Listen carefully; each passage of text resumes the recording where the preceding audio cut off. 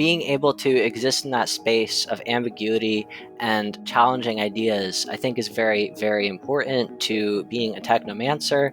Even outside, like if we're gonna like use it, coin a term, technomancer, then yeah, like it's being able to navigate ambiguity, being willing to go into the darkness of space and find something new. The old world is ending, and we have the opportunity to rethink everything. This is a show about the systemic problems in our world and the real solutions we have today. To transition from an apocalyptic storm of war, scarcity, and ecological collapse. To create an abundantly advanced, collaborative society that sustains all life. You may think it's an impossible dream, but the alternative is an inevitable nightmare. We're your hosts, Matt Holton, Amanda Smith, and Zachary Marlowe. And together, we can move past this economic absurdity and come together to actualize our collective potential. To create something completely new. We are Moneyless Society.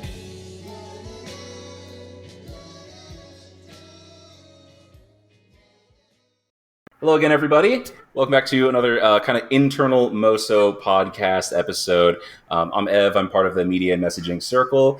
You may have seen that we've done this before with our General Circle members. We're basically trying to start to introduce all of our, friends, comrades, audience, whatever, to like the actual structure of Moneyless Society and what it is that we're building, how we're building it, so that people can like understand, get involved, do something similar. And we're kind of going in order, introducing you to each of the circles. And for today, for Technomancy, we have two of our technological wizards here. You remember Lavra from last time, who's also part of the General Circle. Jade is as well. We just can't cram 90 people into each meeting. So, we're taking just a couple members at a time to join us on the show and kind of explain, our structure. So, Lavra, I know we met you last time, so if you haven't seen that introduction, go back and watch that General Circle episode. But let's meet Jade. Jade, how did you get involved in Technomancy? How did you get involved in MoSo? How'd you get here? Lavra, 100%. So way back when, I had like similar ideas to a lot of the things that we were doing at MoSo already. And I was like reaching out. I believe I had originally been a Patreon subscriber for the Anarch YouTube channel, and I reached out to them on Twitter over Patreon, and they eventually got back to me, and they were like, you might be really interested in Magnova, which I'm sure we'll get an opportunity to talk about. And Lavra, I hope that are you okay with that kind of intro that it was in the last episode, or do you? Okay, I didn't know if you wanted to rehash anything. Yeah, I'll just say hi. I'm Lavra Tamutis. That's how you say my name, and I am they them. I am indeed interested in making Magnova happen. That's been a meta process for a long time, where I've been like just trying to network, and I can't make it all happen because there's too many things that need to happen for a large platform to take off. So I've been focused for the last few years on just really building up that foundation, building up that network of people who have the complementary skill sets, and then also like a home for it. So, it's been ups and downs, or like, an ebb and flow to that. But gradually, the people are starting to align, and the action is also starting to align. To explain, a little bit more about the circle, I think we mentioned in the last episode that Moneyless Society is a sociocratic structure organization. So essentially, it's an organization of circles that have autonomy to accomplish different goals within the organization that help us accomplish our goals overall. And in those circles, you have technomancy, you have admin, you have media and messaging, you have people, and you have direct action. So technomancy started out as technology, but it became technomancy. Can you explain that term a little bit, Lavra? What is that in your mind? Yeah, I'd be happy. So when people hear technology, they have a certain set of concerns that they think that's going to cover. So they view it as a sort of like a staple part of business as usual. So there is just some set of tools that you're expected to use in a business and a nonprofit. And our goal is less that, we serve that function. We do a lot of the internal IT, but our focus, our mission as a circle is is to really expand on what that can be, and to use technology to really form new things and new structures, new patterns of working together. So we're always at the cutting edge, the bleeding edge, really. Everything is going on, learning about the different tools that are coming out, learning how they might work together, how we might use them, and thinking, what do we need to invent still? What hasn't been made that needs to exist? So that's how I see technomancy. I like the idea that technology is magic, for a lot of people, because magic is just a system that you don't understand. It's mystical. It's beyond comprehension. So there's this inherent divide. There is a lot of magic in the world when you see it like that. It's not necessarily high fantasy, but there's no reason it couldn't be. People have ideas in their imagination about what the world could be like, and technomancy is really, in my mind, making magic, Man, making it so that there is magic. that's such a good explanation. I remember seeing, I think it was on Tumblr, of course, one time that like when you think about like what like LCD screens are and stuff, like liquid crystal display, it's lightning and water and glass. Like it is magic. So that's such a cool way of looking at that. And I agree that it definitely does elevate it above just like, what computers are we going to use? It's like, how do we create new ways to exist in the world? And Jade, I know that you both of you, when I talk to you, your like your language is tech. Like that is how you understand the world. So for you, Jade, like what has technomancy kind of meant for you, and what have you been seeing in the conversations in that circle so far? I think technomancy, to me, along with side everything that Lavra said, there's very much a magical element to it. But to me, it's also kind of in pairing it with the philosophy and ideology of Moneyless Society, is about allowing technology to be more horizontally accessible and to make it easier to use technology for everybody, and to make it so that just because somebody's setting up a tech solution for you, they don't have power over you. They don't have essentially a say or control over your process or the way that you want to do things. You get to make the magic happen. We're just kind of providing a source. We're trying to create outlets for that creativity and those ideas. And we don't want to be the people who are controlling your systems. It's too much of a burden. Lavra especially gets burnt out like super all the time, just with the many requests and the many things that we have to do to be able to keep things going and to try to improve things continuously. But what we really want to be focused on is kind of creating these platforms, building these tools that kind of make that, flexible enough while still being simple enough to be something that anybody can be part of setting up. Like the configuration shouldn't be just left up to us. It should be something that's naturally kind of set up for you based on how you use it. We kind of want to make, instead of like a, Full Metal Alchemist version of alchemy, we want to kind of make it a more intuitive, magic of you wave your wand and all of a sudden Wingardium Leviosa, sorry for the reference, but it kind of lifts you up and lifts up your computer off the ground, makes it a bit more about that wonder and mysticism instead of the deep, dark, kind of like blood and gore magic that I feel that technology and IT companies currently embody, where it's more about how do we surveil the people that are working for us? How do we kind of use technology to impose our views and opinions into people's systems and ideas, which I think we can try to avoid with the methods and philosophies that we're building at Moneyless Society. The Full Metal Alchemist reference is so great because that's based on, like, it is exactly based on the idea of equivalent exchange, which, okay, yeah, sure. You can't actually destroy matter. You'll get energy, right? So there is like an element of that in nature. There is that dimension, but they definitely explore in that anime the idea that, like, you can't create, you can only change. And there's that way of looking at it, but this is scarcity thinking, right? This is the capitalist mindset, the trade-based mindset, that the only way that value can flow is through equivalent exchange. And this is such an unquestioned assumption of human economics, like at this day and age, that is just so broken. Moneyless Society's whole ethos is the idea that like there are non-zero sum games that you can play. You can expand your view of the system to say like, well, yes, like in this system, like in a physical sense, in this system, there is a specific amount of energy or resources. But when you expand that idea, you expand your system, you can actually have much more radical transformations where value is created. There is something that emerges out of the arrangement of parts. That's not just the sum of those parts. So, like Harry Potter, there is this like element of, whoa, like I didn't pay for that. I didn't pay the wand to make that thing rise off the ground. It just happened. And maybe there is some like underlying energetic force at play. I think they explore that in Conquer Shambhala, which was, controversial. But, we don't have to be fueled by blood, right? And that I think is our thing. We don't have to be fueled by exploitation. Collaboration is more powerful. And I just love to see when media actually explores the idea that, like by joining together and like assembling different parts, you get something new. You're not just like adding, two things together.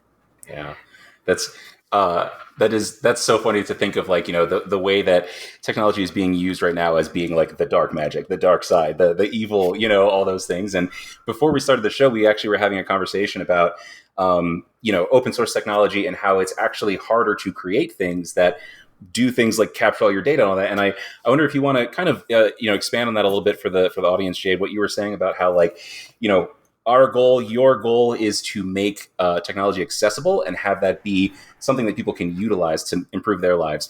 But that's so different than what we see now. And what we see now is actually harder to be evil, like with technology. Yeah, I mean, too much of a lot of the overhead of one of the major applications that we use on a daily basis, whether it be Facebook, Google, or Microsoft products, is the fact that so much effort and time goes into creating data points and figuring out ways to collect those data points for analytics. And usually they pretend like it's to improve the product, but most of the times it's so that they can use that data and sell it in and of itself as a product. And that's a really difficult technical challenge. It's a very difficult problem, and usually it influences what product decisions are made, how they're made, and when they're going to be delivered. It kind of makes it so that, within these tech organizations, you have the brightest of minds, the freshest of graduates, the people who have the most passion for this technology and the most passion for programming and who've done the most work to learn. But they're kind of stuck behind a locked door where they're going to work on products that never see the light of day. 90% of everything that's worked on in these institutions gets locked up and never shared with anyone. Decades of people's lives, individuals, and then hundreds of years, if you're trying to add them up all together, of innovation that is just lost because of a business decision not to do something. And it's a waste of time. It's a waste of energy. It's something that we could be using those minds and those people to not using them. We could be enabling them to be part of an ecosystem that really actually helps improve the world. We can have them be part of the change and part of the solution instead of just being a tool to really just facilitate, personal goals for a handful of investors. And it's unfortunately a thing where, there's always these mind games that are played within these environments about, like, how do we capture an audience? How do we capture a sector of a technology? How do we capture this? And a lot of the times, like Threads basically came out conveniently enough when Twitter was bought by Elon Musk and it was in an unstable state, which in my mind means that this was already in development for a very, very long time. They were just waiting for the right moment to review it, to deploy it. And it's just the case that they didn't deploy it because they didn't want to be competitors. When they saw the opportunity that they could push out a competitor out of an ecosystem, they went ahead and did it. And this is something that's common with many technologies. Google had artificial intelligence technology long before OpenAPI and ChatGPT were the thing, but they didn't release it and make it accessible to the public because admittedly, some of the technologies were not as mature, but at the same time, there was kind of like this system of like, if we give this out there, other people are going to start using it, and then we're going to have competitors. So it's unfortunate that a lot of these tools and these developments are constantly being, kept back from really making the impact that they can possibly make on the communities that they're a part of. And it's not like these companies are inherently bad. Google's mission statement is to make all of the, I'm paraphrasing here, but it's to make the universe's knowledge accessible at a person's fingertips. And that's a beautiful idea. That's a beautiful goal. And that's a beautiful concept. And I think the ethos of many of these companies, at least the way that they present it, isn't something that's inherently evil, but it's the packages that they come in. It's the frameworks that were set up in the economy that make it so difficult to really be able to continuously deliver on that mission. It's unfortunate, and now we end up in this situation where we have these massive tech monopolies that are presenting one face to the community and one face that is ideal, that we do want, presenting things that we do need and making things that we do believe in. But then on the other hand, we just there's a lot of stuff that they do hide from us, and they are trained to keep away from us, as far as like Google advertising data, for example. And it's unfortunate because these are really good and powerful platforms that do help a lot of people get the things that they want done. There's nothing wrong with wanting to use a cloud solution, with wanting to use a particular product set or framework or tool, but it does end up being grating and causing a lot of friction. Like most of the times, like the friction that is caused within these massive organizations is not because of the technologies they're using or the talent that they have or the people that are part of them, but because of what they need to do to continue operating at the financial level that they do. There are too many money concerns around the things that they're trying to do. Money is the core of their main issue, at least when it comes to their ethics.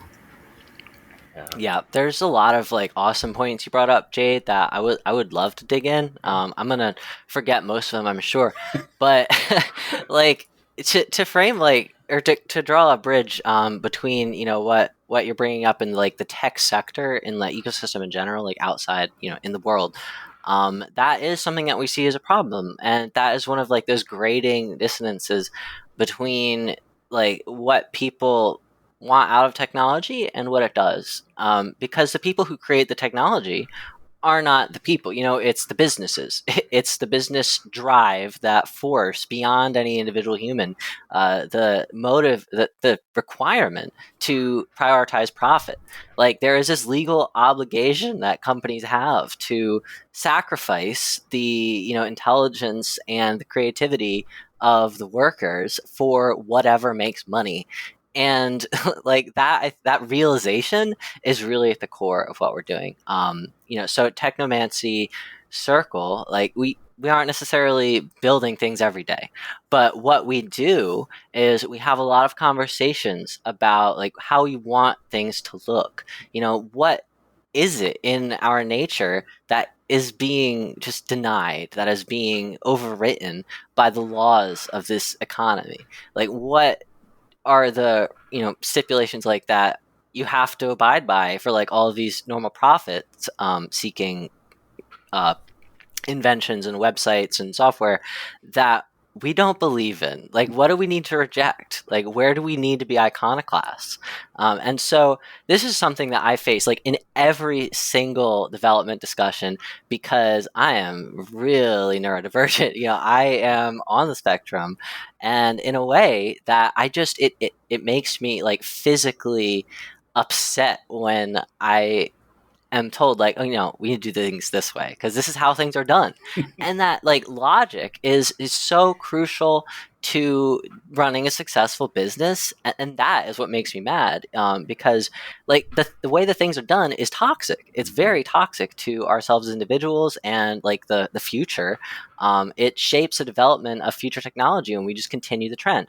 But continuing the trend is what makes you money, because people want what they expect. People want what they've already done. And that like just brain dead status of like the entire population is something that I think we're trying to inject a little life into. We're trying to say like, no, we don't need to do things that way.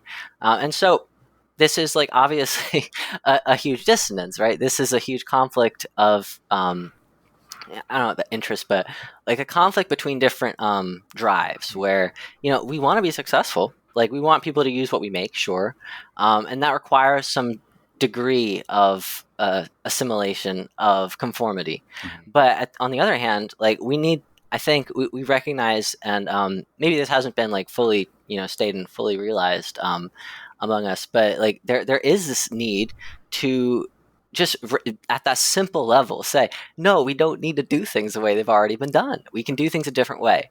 And so like when we think about like our taiga, for instance, we're thinking like, okay, well, yes, Scrum works this way, right? In if you go into the tech sector and you look at any company, they're always doing Agile, they're doing Scrum, there's sprints, epics, all that stuff is standardized, which makes it relatively easy to jump in and get going. But we also notice like, well, we're all volunteers, right? That doesn't necessarily work for us. There are some ways that we need to adapt it. So when we look at the taiga and think like, how do we shape this in a way that's conducive to the way that Moneyless Society works? Like, how do we shape this for our volunteers and like their needs? So there's this very like vague and like meta abstract thinking that we're doing all the time, which makes us slow, but also makes us sustainable and gradual, where we're thinking like, okay, what are the qualities of the technology that we want to have, and how do we engineer it to have those qualities? And that engineering requires divergence from the norm. It requires non-conformity. So there's just like this overwhelming pressure constantly that we're always fighting. So when you say it's easier to not be evil, like that's somewhat true. Like there are some technical things that are hard to do that are evil, right? That like we're forced to do. The difficulty, which has to be recognized, is in choosing not to do that. So it might be like we're all like being forced to do this really hard work. That doesn't mean it's harder like carte blanche, but like it is harder in that way, like for the daily lifestyle of a tech person. But what's hard and what we're trying to be a lighthouse for is like actually deciding against the flow. Let's go in a different direction, and actually look ahead at the future that we're making with this tech that we build, as opposed to just like, well, this will make us more money. It's funny that, tech is and has been for decades, for probably generations, such a profitable just sector of industry. It is, it is, something that I think because it like makes so many things possible, and well, it's incredibly marketable. It's something that seems to be ever expanding. It becomes that definition of Silicon Valley. Like it's just about profit, right? Whereas so many like amazing things that we use every day come out of that. So many advancements that like are just mind-blowing, unbelievable come out of that. But like you were saying about success, like the definition of success is so different there. And in this model of tech and everything is like, success is what can you sell the most of. It's why trends come and go so quickly, regardless of, how much people may, need or enjoy them. And I that's something that I continuously encounter. One of the reasons I love in Moneyless Society is that everyone here is somebody who was like, why are we doing it this way? And it's like, because that's how it sounds. Like, that's not cool with me. That's not going to work for me. I need to know like if this is a good idea and a thing that's going to last and a thing that is going to help people. And I see it all the time in our chat spaces that like someone will say, hey, I can't do this thing. And you or Nathan R. or Dust is like, I have 5 things that actually I've found that work for that. I'm going to send you links, and you're going to be able to do these things you weren't able to do before. And that seems to be like the heart of like Technomancy for you guys, is like, how do we solve problems in easy ways that anyone can access? And I think that expands so far beyond like even just the way that we work and volunteer. Because when I first started, that was how I was thinking about it, how I was conceptualizing it. It was like, oh, like what platforms do we use? Where do we communicate? But it goes so far beyond that into like real world solutions. And I wonder, if you, either of you or both of you, have thoughts on like how all of the advancements that we have now that are so limited by profit, like how do those things factor into a post-capitalist world? How is it possible to imagine a post-capitalist but technological world? Sorry if that's a huge question. Whoever wants to bite into that. Yeah, I Great mean, conversation starter.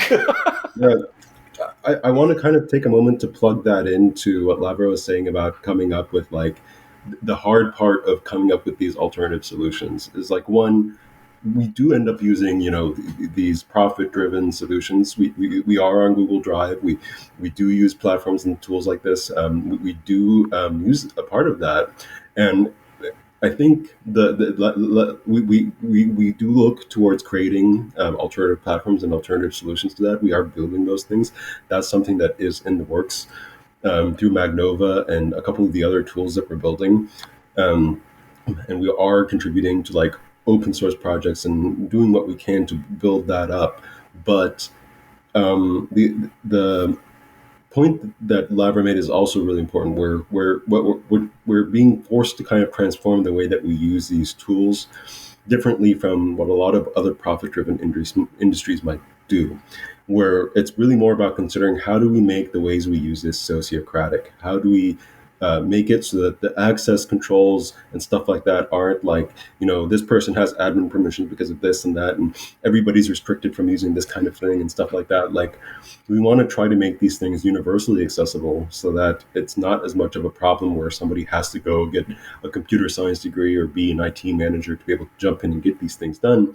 And if they don't know how to do something, they're not, punished for that as a volunteer, because at the end of the day, it's our job to make these things accessible.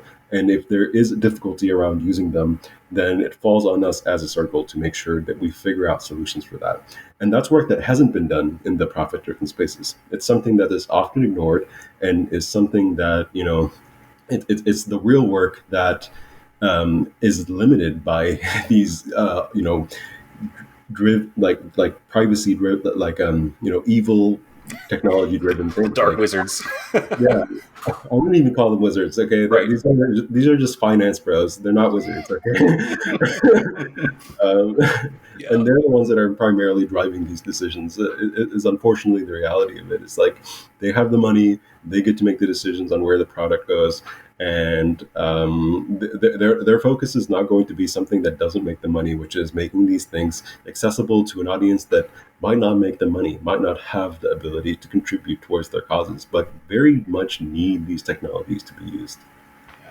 Yeah, and also when you mentioned that we're using like these solutions from profit-driven entities, something that crosses my mind is, there's like this danger inherent to being on a platform that is like motivated to make the money at the end of the day. But it's also worth recognizing that these tech corporations, they, like you said, they draw on a lot of brains, they draw on a lot of talent, and it's important to recognize. I think the work that some of the people do within these organizations to really shape how evil they are and fight against that. So with Google, like they very easily could have made everything just pay to enter, but there is no admission fee. There were people that worked really and fought really hard, tooth and nail, I'm sure, to say no, we have to have a commons, right? Like there can be this private sector stuff that we do. We can have our revenue makers, but there were people who said this has to be available to everyone for free.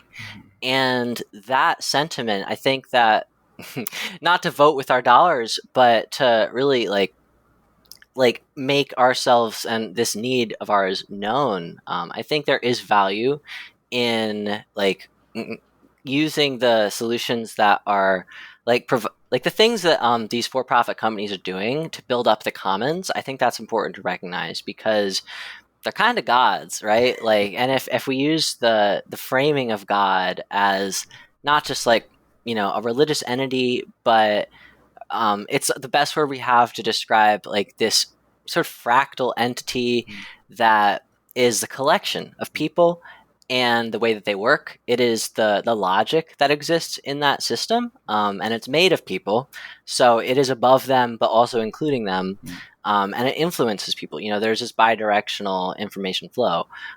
People shape the whole, and the whole shapes the people. So it is not for nothing when we decide to like create a sort of a niche for them to do that. And I haven't really crystallized that idea yet, but it is really important, I think, that we acknowledge the commons that do exist, because of corporations, not to like give them applause, but to say like it's very accessible. A lot of people know about it, and if we can look to that, if we can point to that and say, look, this is commons, that's what it looks like when you don't have enclosure, that's what it looks like when things are free and accessible, and how great it is, that is sending a message. It's educating people about the importance of commons. So Moneyless Society is really largely about building commons, and that's, I think, what we're getting at when we say we want things to be sociocratic and lateral. We want there to not be a paid ticket to enter. We want that to expand. So, we're also looking at the open source community. So we want to amplify and spread those ideas. Like NAN, for instance, we were talking about recently, is an automation platform that you can just install and use, right? So if you use make.com, then you get like, I don't know, a few operations per month. But if you use NAN, there's no limit, right? You have to host it. You have to like have your own server, either online or you can just put it on your own computer. And those solutions exist too. We aren't only living in a world where there are like big tech companies that have everything gated off. There's so much going on. There's a Cambrian explosion of indie developers, open source developers who are just doing it. They're just building the commons by putting it online and letting you copy the code. There's nothing that you can do to stop that. And so I think it's fascinating to witness a simultaneous enclosure by tech companies and this viral explosion of other solutions that completely nullify the reason to use these paid platforms. Because if you have like the ability to do everything that a paid platform can do, but for free, why are you going to use a paid platform? So, this drives them to increase their services and increase their value and all that. Okay, cool. Like, I guess that's capitalist competition, if you want to call it that. But at the end of the day, like, what we're doing is spreading awareness that you don't need that. Like, you can just have it for free. It's magic. There's no equivalent exchange necessary. You just have it and copy it infinitely. Yeah, money glitch. The infinite money glitch. Like I think the reason, like definitely we should give the companies like Google credit and stuff like that. They were founders in the space of what they're doing, and they do come up with like really innovative technological solutions on the regular, almost daily. And I just wish that we got to see more of that. And I know that, for example, Google, Microsoft, Facebook, all of these companies support open source projects on the regular. And they are the reason that they have developers working on them full time, and they continue to be developed.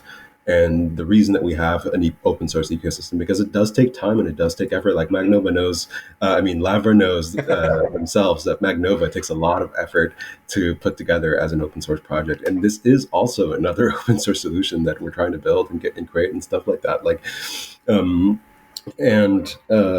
Another point is like, Google Drive wouldn't be as popular of a solution as it is unless it had that common space that people had access to, unless they gave people a certain amount of space to be able to experience all the features and the convenience that Google Drive brings. In the process of doing that, Google was able to force OneDrive to do that. It kind of forced Microsoft to compete in that space and create a commons themselves. They were kind of, and it's the same thing with Facebook, is like there are and have been in the past, social media and connection engines. But when Facebook made it open source and made it not open source, but made it free and accessible to everybody with an email, like a community email and stuff like that.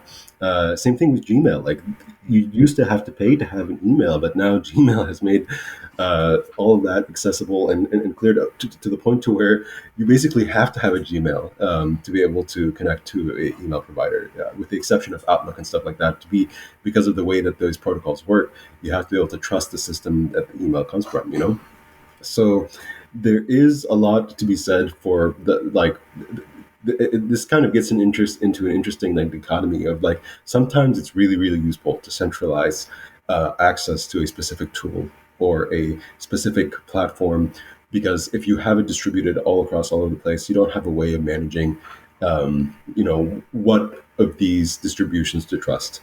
You don't have a way of doing that, and then sometimes when you run into limitations where if you just don't distribute it enough, it just completely collapses in on itself and it doesn't scale and it breaks. And that kind of gets into the more nitty gritty, like development kind of questions. But it interestingly also applies over to the social side of things. And that is kind of a reason why open source solutions end up being so valuable, is because they do have the ability to scale like vertically, and you just get a bigger machine, you add more hard drives, you get more RAM, and you're able to make it so that more people have access to this piece of open source software. Or you can just have several instances spread out across different people's machine, and you make it accessible over the web to other people. That's kind of what we're experimenting with. This is, well, we say we, but Dust is really the person leading this. They have the knowledge in that space when it comes to containerization and administration and all of that stuff. And that's what they've been doing. They have this huge list, and you can look it up yourself on GitHub, called Awesome Self-Hosted, that just points to hundreds of different open source projects that are doing these things. And these are open source projects that like sometimes have a community edition that is open source, and then a version of it that's enterprise that you need a license to be able to use. So they are able to kind of sustain themselves and be profitable, and make sure that like if you are using the open source version, the free version, it should be because you're doing this for your personal use and you're making this accessible to yourself and a community. But if you are an organization and you're making a ton of money, you need to be like essentially held responsible and we need to make sure that you are essentially paying to make these projects continue to exist and things continue to happen. Like I think there is a balance here where like purchase solutions do have a place in the world. You can't necessarily well, at least they have a place within the ecosystem currently, and we can't put those down because they are unfortunately the only way to really drive innovation sustainably, as long as everybody needs money to eat and live and to pay rent and to just have access to things right now. That's kind of a requirement at this point.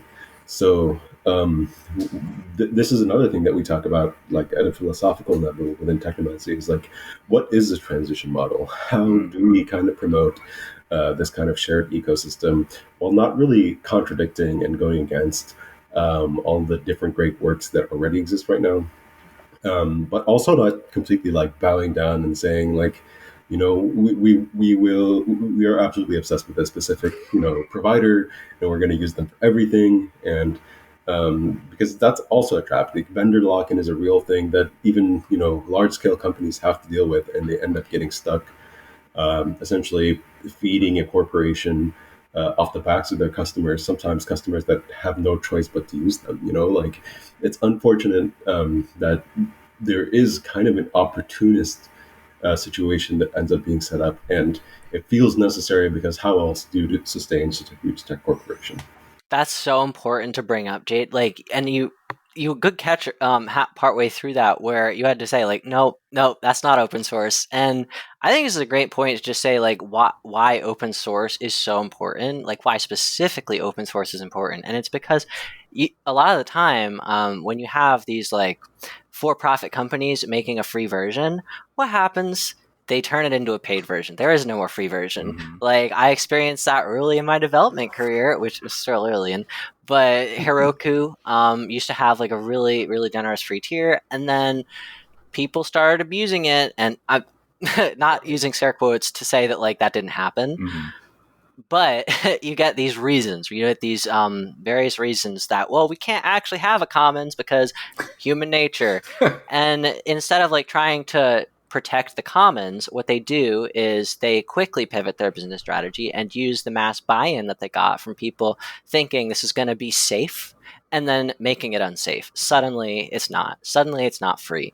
And people are still going to use your platform because it's hard to transition. So open source is a great solution to this, because once it's open source, you ain't going back, right? We don't have, at least, okay, I say that, and, you know, I should probably find wood to knock on, but you know, hypothetically, I think one danger that we could like acknowledge is that, like, one day, what happens if, I don't know, the government decides that there actually can't be open source, or you know, the internet is so regulated that there are paywalls somewhere or other.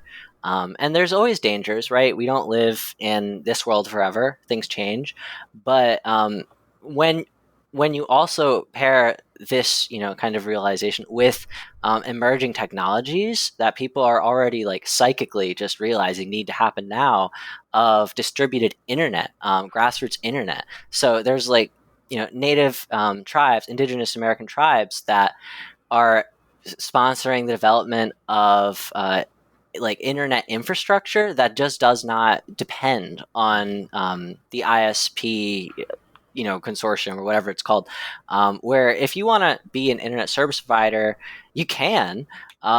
You just have to, like, if you want Facebook, if you want Google and all the stuff that's like hosted on the internet, with a capital I, then you have to pay an ISP to have your ISP connect to that internet. So there's this price of admission to this like main body of information. And in the future, you know, what we might see is that changing a little bit. We might see enough solutions on these commons forms of the internet that we don't need that.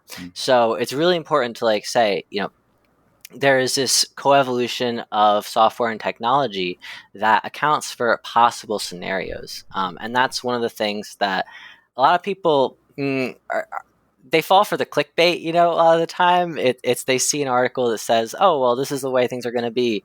And they just kind of accept that because it's scary, and, you know, they just need to know what to believe real fast. Otherwise, it's too much doubt and anxiety, and that's hard. Not being certain about things is hard for people.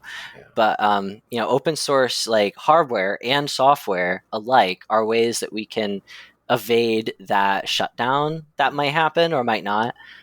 It's a way that, you know, you can just be sure that you're going to be safe, right? If you have a machine that you can run your software on and it works without needing to connect to some paid ISP, without needing like some like shared infrastructure that's been monopolized and centralized, then you're a lot safer.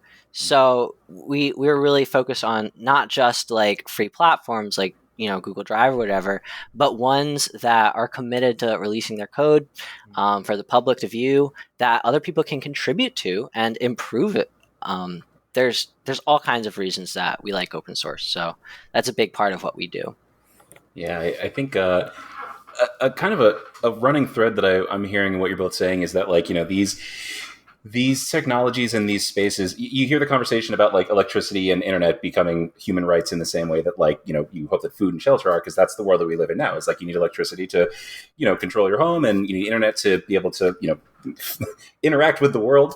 And these concepts are being monopolized, you know, so the way that we are aware of them is only like this monopolized form. And the idea that like that these things are essential, and that they should be governed by people, the people who need them, and not like an individual profit-driven entity, kind of spans like the whole conversation of Moneyless Society. You know, like trying to pull back like food from, you know, industrial profit, trying to pull back housing, trying to pull back technology is another one. Like, you need these things, and it's not in the way that like you won't die without internet, but but if you the commons, the social aspect of these things, like those are a necessary part of human society. And you were giving credit earlier to Google and everything for creating these commons, but I think that next step is like they shouldn't be owned by one entity or one individual. They have to be like, you know, an actually productive human social space. And I think that that's probably it's probably hard for people to imagine what that would be like. We always think that like not having someone in control is anarchy, and that anarchy means fires in the street and, you know, people running around screaming. But The whole idea with anarchism and open source and these kinds of things is like, no, people know what they're doing to some extent. Like there are people who know how to do these things, and there are like ways to do them amongst ourselves that are more reliable. Like Lavra was saying, like you need to be able to rely on these things, them being there, and it not changing in a couple of years. And yeah, I hope that I hope that kind of comes home for people in terms of like how this ties into everything else, how technology and the technology that you access every day can be so different than just what we're used to it being. And I don't know if you guys want to speak a little bit on like you both have. I think I don't remember if you talked about Magnova last time, Lavra, but you're both working on Harsoft together. You've been working on Village, things like that. I don't know if you want to speak a little bit on like to give people examples of the projects that you've been working on to try to accomplish these things. Absolutely. Yeah. Yeah. So I had something to say, but this is a fun question, so I'll just skip to it. Sorry. No. It was. No, you're completely right. I totally agree. And so Magnova, right? We have a video on our YouTube that it's always shocking, like when there's lots of views, because as an autistic person with like no social presence online, I'm like, I'm being seen. So it's always weird, but very fun. It's like, ooh, I'm giddy, but you can feel free to watch out for like a more in-depth guide. But the idea, as it ties in here, is how do we make the infrastructure for gift economy? How do we make the infrastructure for grassroots direct action that solves problems that people care about? So like the whole idea of what I was going to say, anarchism is so different than what people think of it as. And have just like as a side interlude, have you ever known a person who was sheltered for their whole childhood and went into the world not really knowing how to do things? Was that person you, perhaps? So we've seen this like overparenting from the state and from tech companies where we're infantilized as people and we're not given the opportunity to develop ourselves. So the philosophy behind anarchism that I would speak to, and that really resonates with me, as I am an anarchist, with qualifications, right? Like I have a specific flavor of it, but the idea is that you build systems that are not authoritarian. You abolish hierarchy, where hierarchy is unjustified. So maybe like you have a sort of like structure of, okay, who knows what to do, like let's ask them what to do. But at the end of the day, like people are making decisions. That means that people are going to make better decisions over time. So when you have generations of people not being allowed to make decisions, you're going to have people who can't really make decisions. They're going to suck at it and act like idiots.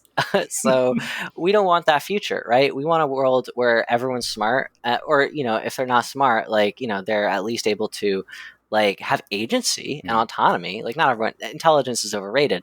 Honestly, being stupid or dumb is fine. Like if that's who you are, it's more sensibility, right? Like than like intelligence. Yeah, like but on the whole, like if society is not making smart decisions, that's a problem. So what the goal is with Magnova is really drawing from that idea of like, how do we develop that decision-making capacity? How do we bring people into the political sphere? And how do we make action direct? How do we make direct democracy where like you vote with your feet? So the whole idea of like democracy is like the way to go is even like a loaded question, because when you get into like what democracy is, that's not necessarily what we're going for either, where you have like a majority rule.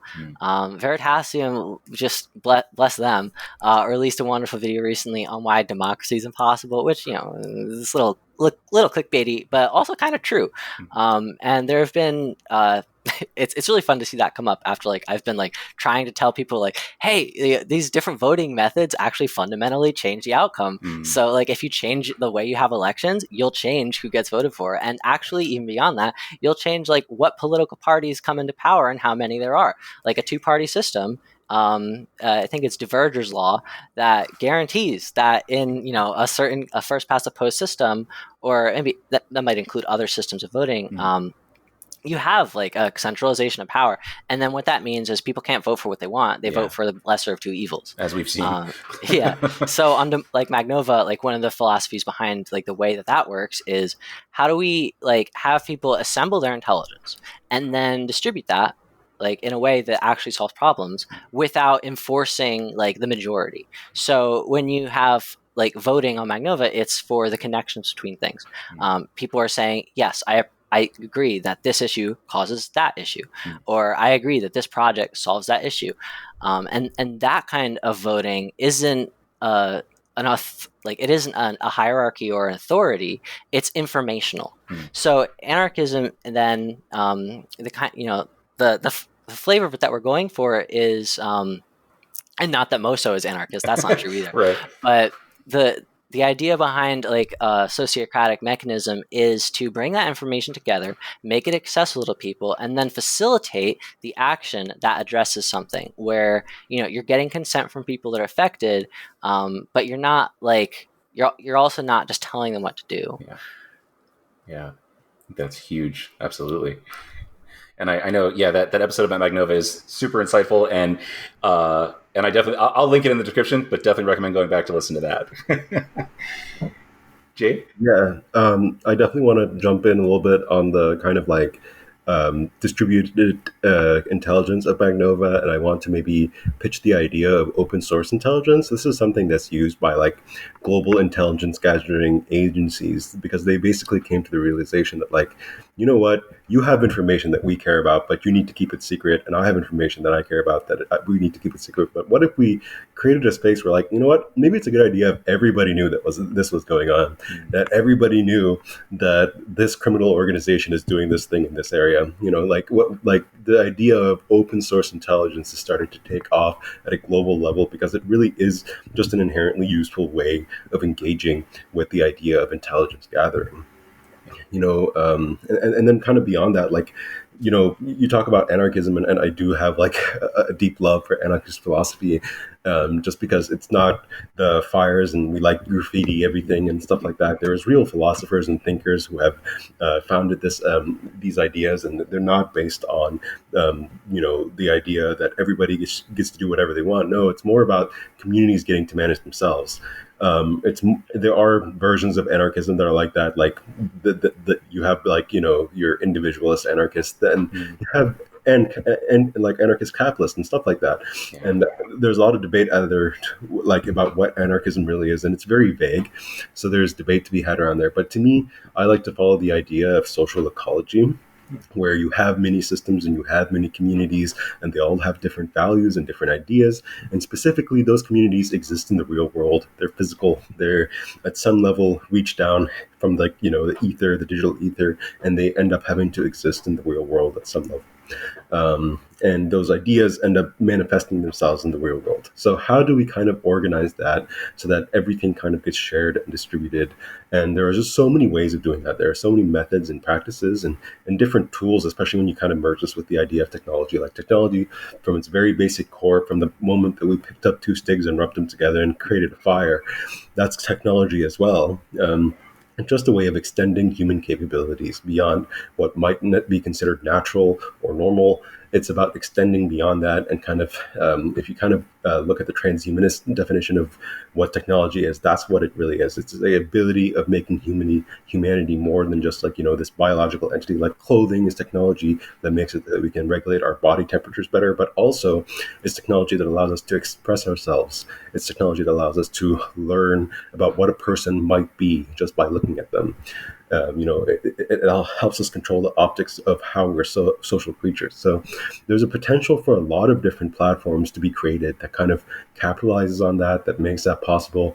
And there are many non-technical people who have visions around how that might look like. So the thing with Harsoft is like we want to be community and platform builders. We want to make it accessible for everybody to get their vision created, for their platforms to be built. And to make it so that this happens in a way this can happen within the capitalist system, and make it so that people can dedicate full-time efforts to this. So there's kind of the profit motive where we do have to figure out a way to bring money into a circular economy that goes into these communities and stays in these communities. So we kind of have this system of like, you know what, we'll go and we'll do some Upwork jobs. We'll go out there, we'll make some connections with some people that have a profit driven incentive to actually build something that has a way of making money and charges people for certain things. And then we take that money and we take that talent pool that we've built around that and we bring it back into our system. This idea of a circular economy that can collaborate with the existing systems, but bring resources into it so it can continue to grow and continue to kind of become self-sustainable and self-solution. Because as these like visions and these platforms grow, like as Magnova grows, we're going to have server costs, we're going to have hosting costs to worry about, and for it to really be effective, it has to be something that operates at scale. Like we do have Lavra, you do have a GIS system in there where it maps to every place in the world. Anybody can participate around the world on Magnova, and that's because anybody can come up with a solution anywhere that can be helpful anywhere. Anybody can come up with a project idea anywhere. Anybody can see an issue anywhere that might be replicated in other different communities and stuff like that. So to build that global network to a certain extent, like maybe you can make it so that it's decentralized. You do kind of have to have a little bit of a monolith if we're ever going to figure out a way to connect that data together for everybody to be able to see it all at once. We don't like that. Maybe one day there will be technology that will make it possible, but we like, at least right now, we can't always just be concerned about the one day. We have to be concerned about 2 day, which is another thing to always be keeping in mind and to keep thinking about and keep doing. Yeah, and I think, well, I actually forgot to talk about Harsoft and Village and all that, but yeah. So with Harsoft, I love how it like is at the intersection of a lot of the things that Moneyless Society wants to do, while being a separate thing. Because yes, like Jade and I are both in it. It's a 2-person workers co-op right now, but like we're already aligning with other groups who would be able to do connect with us to do things that we don't necessarily want to do, but are important to the sales process or important to connecting people with the resources they need. So part of what you're talking about, Jade, where we want to figure out how we exist in the today, is asking the questions of, and I've we've talked about this at nauseum, where I'm like, we have to have a workers cooperative. It's so important that we have workers cooperative because that is one of the biggest ways that I think we can coexist with the capitalist world, and also, be laying the foundation for a gift economy. Because, and also looking to social ecology and considering how a company affects their community.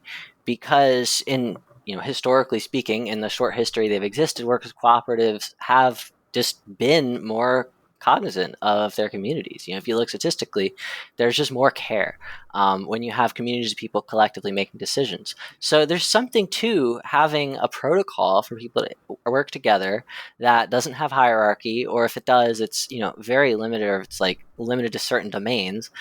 And that's one of the things that we're trying to do. We're trying to figure out that pattern of how to work together, how to do business in a capitalist world that is funneling money not just into the pockets of individuals, but into communities. And so that brings me to Village, which is focused on the idea of building community wealth, specifically for neurodivergent and disabled people, basically thinking about how can we make work for people that don't really fit in the traditional workspace, either because they're rejected, because their work is harder, because it's, they have to work to a neurotypical standard and it just doesn't fit with the way they think and the way they do.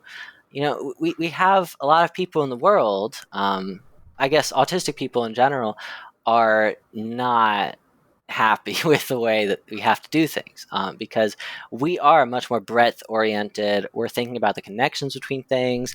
We're really capturing a lot of what it means to be human. A lot of what people say is part of being human, but then completely ignore in their lived experience and just don't use in their life. It's like neurotypicals are stealing our credit for that and our morality and all that.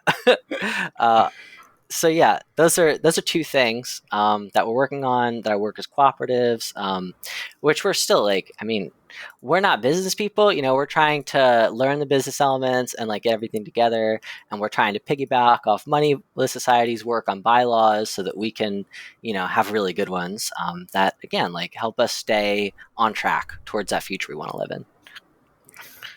Yeah, like absolutely. We do want to make sure that, the way we work comes to change. And one of the only ways to really effectively do that is a workers' cooperative. Right now, the only way to really establish a workers' cooperative effectively in a legal sense is you have to go and you have to register your corporate. It's a corporation. You have to register a corporation in Colorado under a specific article, and the IRS considers that a corporation. So you're going to be taxed as a corporation. You're going to have to essentially figure out a way to, do corporate taxes, which usually means you have to go and you find a good CPA. You have to be very litigious when it comes to legal entities and the legal work around that. It's a really difficult process to really effectively establish yourself as a legal workers cooperative. There's a lot of ways to do it, and there's a lot of ways to participate in it. And it is something that we are putting in the effort to try to do it correctly and to make things, as sustainable as possible. And we do need support in that space. So if there's anybody out there listening to this that is empathetic to that cause, just let us know, because, I have ADHD. I have a bit of autism myself, and it's definitely difficult to sustain this. I do feel like I'm burning the candle at both ends almost every day, all day. I do work a really hard corporate job that is draining to me, where I'm not welcome, where I'm not appreciated, where I'm not respected, and it's something that I would hate to have anybody go through. And it's kind of one of the reasons that I am so passionate about building these spaces, because I want people to be able to sustain themselves and not have to rely on these systems to be able to survive, and to survive, not only survive but thrive. And I think that no matter who you are, or what you have access to, or what you're able to do, your perspective in and of itself as a unique individual human being is immensely valuable. It's irreplaceable. It's something that will never occur again. And it's not just your perspective as a whole throughout your whole entire life, but from that moment to moment, to second, each moment and each opinion that you have is extremely valuable and is part of the dialectic. We talk about the kind of referencing the social ecology again. Bookchin has a really wonderful book called The Philosophy of Social Ecology, and he talks about the dialectics of these different ideas merging together, not only with idea to idea and person to person and community to community, but also with the planet. The planet is constantly changing and constantly evolving, and we have to be ready to tackle that. And I think the only way to really do that effectively is to be able to know the people living, what the problems that people are seeing in specific ecosystems, because ecosystem loss is really a main problem here. Like the biodiversity loss is really a big problem here. And we need to be able to engage with multiple municipalities at a global scale to prevent things like desertification, to really implement grid systems that are resilient and self-sustaining and actually give people access to the electricity that they need. And the internet they need. We talk about these mesh networks and stuff like that. Those things are really expensive, and they require a lot of resources and a lot of technical talent, and we need them now. We need them as fast as possible. We need them a year ago. It's something that we can't get fast enough, and we have to figure out ways to engage with our communities and the world at large right now to prevent these ever escalating conflicts. It's a genuine concern, not just for me, but it's what I see in the fear and the eyes of many people that we're connecting with and talking with right now. And that was exactly what I was thinking of earlier when I mentioned the whole like post-capitalist world thing. Like these are all realities that we're going to face. The technology supports these things, and like it's not just the political aspect of like money. It's like, how do we provide the things that help us survive in the world, and how do we like determine even how to do that? Like you were saying about preventing desertification, things like that. And I wanted to touch on something that you both mentioned that I think is really pervasive to Moneyless Society, which is the whole kind of like having a foot in both worlds. You're both trying to figure out ways that we can make the things you're creating successful alongside this like domination paradigm that we live in. How do you make open source successful when everything that doesn't make money dies? And it's the very same thing for, us spending our time here trying to volunteer and make enough money to buy food and things like that. A lot of people here are working full time or trying to, if you're not working a full time job, you're spending all your time trying to get resources or connections to survive. And then, coming here to try to build this alternative existence, this alternative paradigm. And I think that it's kind of, for a lot of people on the outside of the organization, it seems like this conflict of like, you're Moneyless Society, but you need money. And it's like, well, everything requires resources, to build these things, we need the time to, like you said, to establish, yourself as an entity, you need the money or you need the connections. And so like everything that we do, every circle, every part of the organization is transitional. It's the figuring out how to build it by, I almost think of it as like smuggling things out of the paradigm, where like you said about the circular system, you're bringing money into this system, not so that you can sit on it, but so that you can circulate it through this thing that you're building. We're bringing people that have talents. I love what you said, Jade, about how every single person's perspective is so valuable. We're bringing these people who, a lot of the skills that we've learned have been in this like hierarchical domination, horrible paradigm, but we're bringing that here and being like, well, I know how to make this. Is that helpful? It's like, yes, please bring that in here. You use that skill for good here. And, one of the things I wanted to make sure that we talked about was, people listening to this, I'm sure, there are going to be other kind of like tech heads out there. There's technomancers that don't know that they're technomancers yet, what kinds of things or what kinds of minds do you think would enjoy this space, working with technomancy, all of that? What do you think? Yeah. What kinds of minds do you think would enjoy it? And what kind of minds are you looking for in that circle? I do want to, I think just really quickly, we don't need you to be a tech egghead to be a technomancer. We value everybody's perspective when it comes to tech because we don't want to be this technocratic, if you know how to code, if you know how to, do sysadmin stuff and stuff like that. That's not as important as making sure that this stuff is accessible. And we need people who have ideas about how tech should be used. If you hate technology, we still want you in the technomancy space because we want to understand why you hate technology. That's one of the things, like, in a sense, like, at some level, I do have a serious distrust of technology.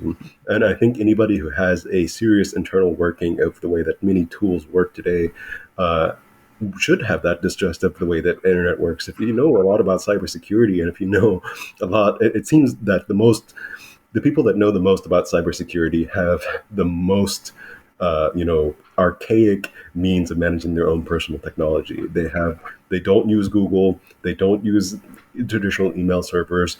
They don't use all of these different things, and they restrict themselves from all those things because they know how much and how invasive that those things can be and how unsafe that they can make you on the internet. So, if you are, I don't want people to think that if they're thinking about getting into the Technomancy Circle, or if they haven't already ran away from this discussion, that like they need to be somebody who is really obsessed with technology to be here. You don't need to be a futurist to be here. You really just need to be somebody who is interested in Moneyless Society as a whole, somebody who wants to see things move towards a better path on a community level, because there's no doubt a lot of skills that you have that are still very valuable to us. We need people who can design. We need people who can think about the way the processes should flow. We need people who can, get these, like, just message and communicate and build understanding around these different things and write documentation and manage boards in terms of tasks and stuff like that. There's so much to this that it's really difficult to sustain with like the 3 or 4 people that consistently show up to these spaces. That brings me to raise a very separate criterion, which is being engaged. So we have a lot of people who've come to the Technomancy Circle who are like, they have skill sets that are amazing, or they have a lot of good things to add. And one of the difficulties that we have is like people feel like, I don't know exactly why like people flit in and out, but it could just be because people who are like really at home on the internet are all ADHD and like going from one place to another. But like you laid the foundation for what I'm about to say really well, which is we don't need you to agree necessarily. Like, we just need you to be like able to sink your teeth in and engage with these tricky and very ambiguous conversations in a way that like it will start to take form. Because when you have enough people, like the thing that makes a distributed system work is having more people. So the way that you have more GPU, you get a better AI. Like that's just a fundamental truth about systems. When you have more entities in that system, complexity can begin to emerge and things can start to take form. So having people who are ready to engage in like the philosophical discussions about AI, for instance, that's hard. But I shouldn't say it's hard, but like a lot of people who disagree, I'll say my point, and then the conversation's over because people don't want to engage in that side of things. But we're not, like, at the end of the day, what we are isn't just a implementation circle. We're about like figuring out the what and the why. Like, is this actually a good way to go forward? And so, like, we have lots of very different opinions about what that looks like. But being able to exist in that space of ambiguity and challenging ideas, I think, is very, very important to being a technomancer. Even outside, like, if we're gonna like use it, coin a term, technomancer, then yeah, like it's being able to navigate ambiguity, being willing to go into the darkness of space and find something new. I love that so much. I love the official Technomancer definition. That's amazing. Yeah, I totally agree. I've been in a couple of the meetings with you all, and there is so much there's so much conversation and imagination there. I think that from the outside, because we're so used to the structure that we deal with in the workplace, we think that tech is just IT. Again, it's just like, oh, what should we use? But yeah, the conversations that you all have in those meetings are so they're so grand in scale, and it definitely pushes you to think about everything you interact with every day on such a different level. And then, yeah, just seeing things completely differently. So I have super appreciated that about any conversations I've had with you all. Oftentimes when we go to get on these calls, we'll talk for like half an hour about, like comets and AI and, things like that. And I think that's one of the coolest things about Moneyless Society in general, but Technomancy in specific.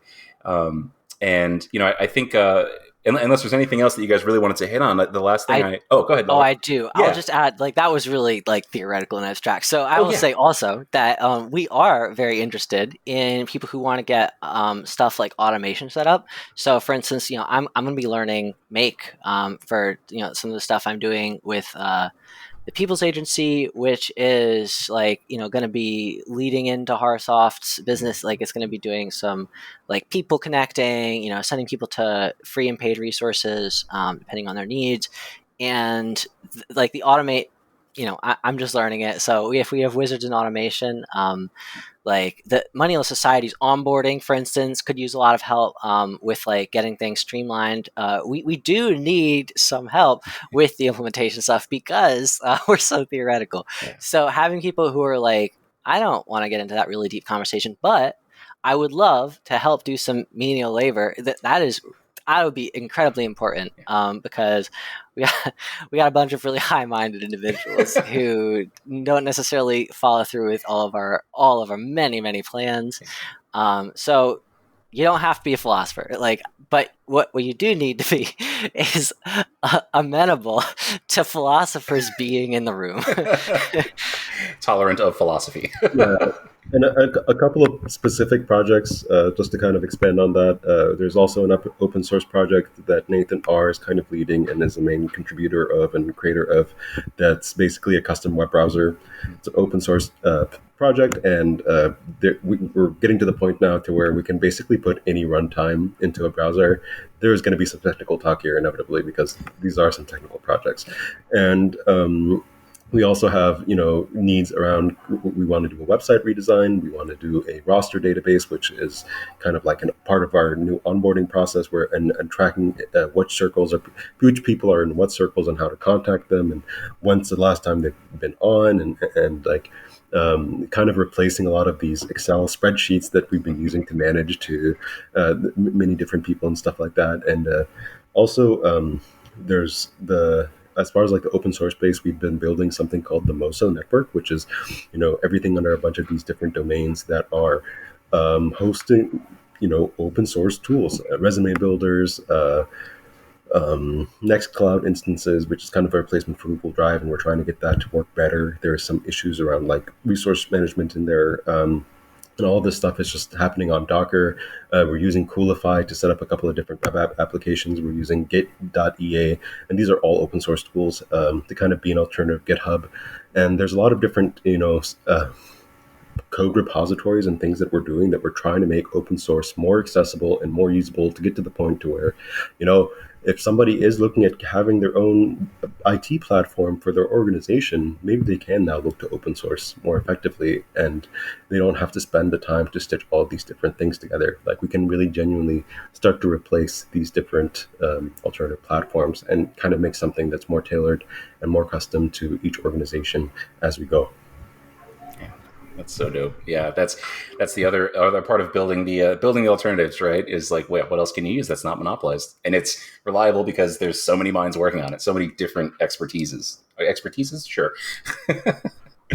And you don't have to do this from inside of Moneyless Society. If you see something that we're doing, if you hear about a project that we're working on, and you want to hop in and just be an open source contributor because you're a top-notch dev and you don't have much time, but you can do things that are cool and you kind of believe in these ideas too, just be an open source contributor. Find an open source project. If you need help finding an open source project, there's 100 we can recommend every minute.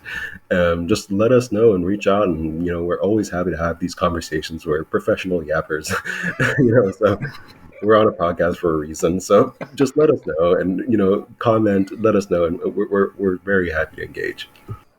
I'm really glad you mentioned that, because that is another important thing, is that we recognize fully that not only is Moneyless Society small and new and not everywhere, but it's not the only group that is doing this kind of thing. It may not be the group for you. It may not be a way that you can consistently contribute. Like Lavra said, we've had volunteers come in who have spent a bunch of time with us for a little while and then departed, or are come back around every couple of months. But there really there's no guardrail. There's just what are you interested in and capable of, and we do love when people stick around. That is helpful. But like Jade said, there's so many ways that you can share your knowledge or request knowledge. So please do reach out.